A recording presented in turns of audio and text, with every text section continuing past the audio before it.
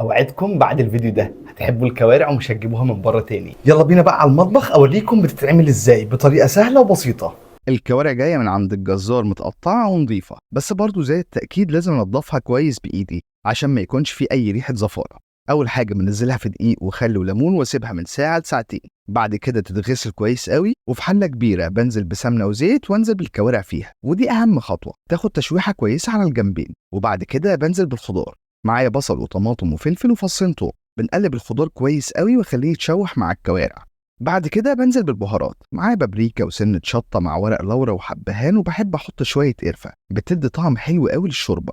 ننزل بقى بمية سخنة مغلية واسيبها على نار كبيرة لمدة ساعة، وبعد كده نار متوسطة، ولو المية نقصت شوية بزود حبة بحبة، والملح بيتحط في الآخر خالص. شوفوا بقى شكل الشوربة بعد ما خلصت طالع عامل ازاي. كده احنا عملنا احلى شوربة، والكوارع مستوية كويس قوي لدرجة انها فكت من العظم والبهاريز كلها نزلت في الشوربة. ممكن بقى تاكلوها مع فتة او تعملوا منها طاجن او تاكلوها بالطريقة اللي انتوا تحبوها، والف هنا عليكم.